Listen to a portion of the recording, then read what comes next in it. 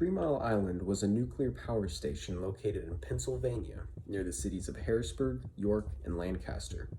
It went online on the 30th of December, 1978, and was able to power over 150,000 homes. Operation did run smoothly until March 28th of 1979, where disaster would strike. It began with one of the water pumps ceasing to work, causing a secondary auxiliary pump to kick in.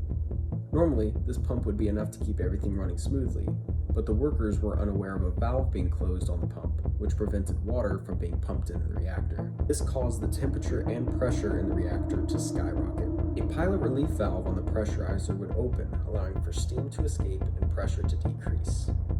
Also, control rods would be lowered into the reactor, allowing for things to start returning to normal. Big air happens when the pilot relief valve fails to close, which causes steam to keep escaping the pressurizer. This in turn made pressure build up in the reactor chamber.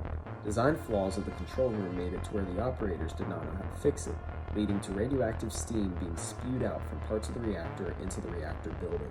Luckily, people surrounding the immediate area of 3 Mile Island were not actually heavily affected by radiation. They only received about 1/6 the amount you would receive from a CT scan. It was estimated that the workers in the facility received no more than 100 millirem above your normal background radiation, which is the equivalent of 17 CT scans. After months following the meltdown, studies found that there were negligible effects on individuals and the environment in the surrounding area. Although it did not have a negative effect on many people, it definitely could have been worse, which is why it had a huge impact on a lot of different things pertaining to the future of nuclear power. For starters, the public view of nuclear power was already bad before the accident, and this just helped to exacerbate that. Nowadays, people everywhere protest the building of nuclear power stations, and 3 Mile Island is on that list of why they do it. Some power stations are nearly completed when they are just randomly abandoned because of public outcry. Other things that changed because of the accident were safety measures that were taken when building and operating nuclear power plants.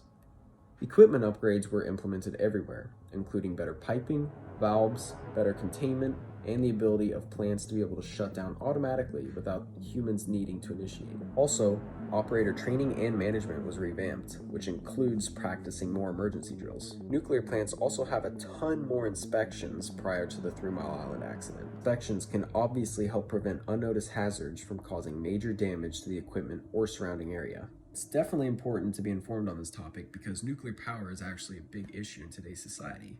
That is why you don't see a whole lot of nuclear power plants located all across the United States. Honestly, I don't think that the public will actually ever be very accepting of nuclear power just because of how dangerous meltdowns can actually be.